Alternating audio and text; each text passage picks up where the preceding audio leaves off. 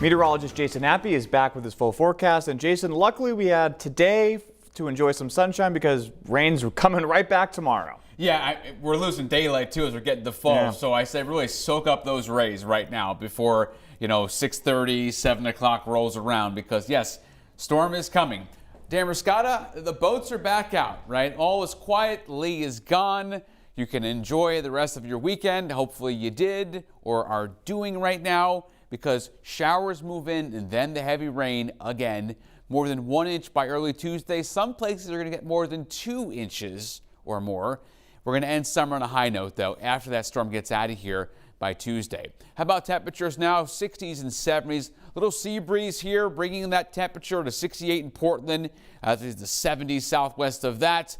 Cooper, Eastport, mid-70s. But look at the onshore flow there. Rockland and Bangor at 68. So it's comfortable. It's not anything higher or lower than you expect this time of the year. As far as the comfort factors goes, that kind of flew through there, so I apologize. But I can tell you it is more humid down east than the western mountains. It is dry, though, perfect. You're noticing the high clouds come in from the south and the west here, out ahead of the next storm that's beginning to get its act together over basically West Virginia. This storm has a little bit more kind of power with it. Nothing like what we saw yesterday, but it is going to have more than just a regular rainmaker.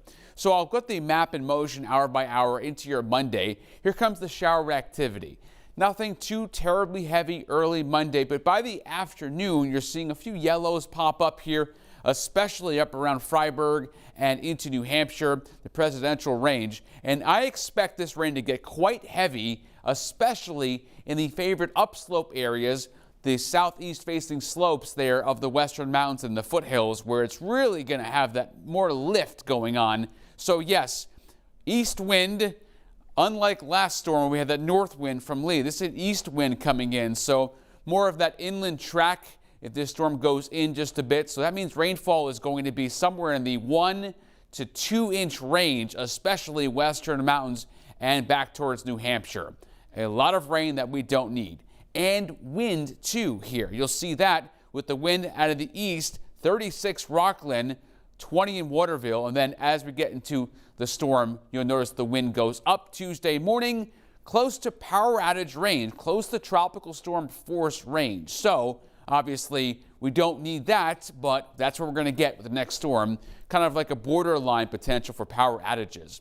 For the seas at 2 to 3 feet, wind going from southwest to southeast. Small craft is up. A forecast next 3 days. The rain begins Monday. It ends on Tuesday. And then after that, how about just the best end of summer? We're making up for lost time in June, obviously. The best day is going to be really Friday, but really all 3 days look great.